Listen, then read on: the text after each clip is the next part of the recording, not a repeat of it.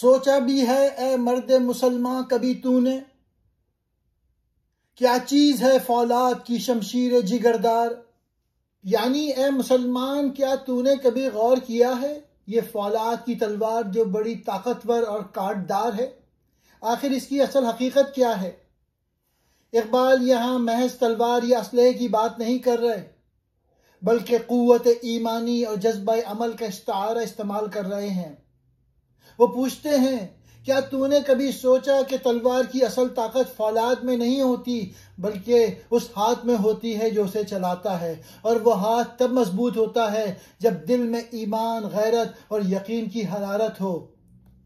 यानी असल कुव्वत मुसलमान के रूहानी अज़म, एतमाद नफ्स और खुदी में है, ना कि मादी हथियारों में। इकबाल का मकसद यह है कि मुसलमान अपनी कमजोरियों का इल्ज़ाम हथियारों, वसाइल या हालात पर ना डालें, बल्कि अपने बातिन की कमजोरी को समझें।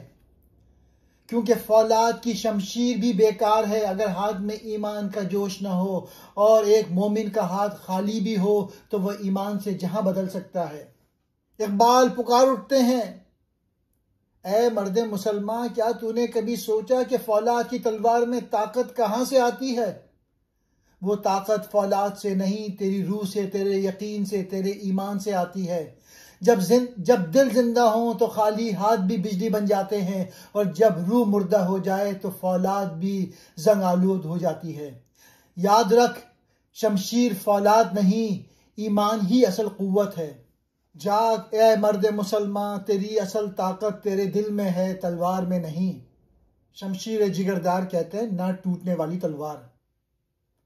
1857 की जंग आज़ादी के बाद अंग्रेज़ों ने हिंदी मुसलमानों को बिल्कुल निहत्था कर दिया था। 1935 में उन्हें तलवार रखने की इजाज़त मिली।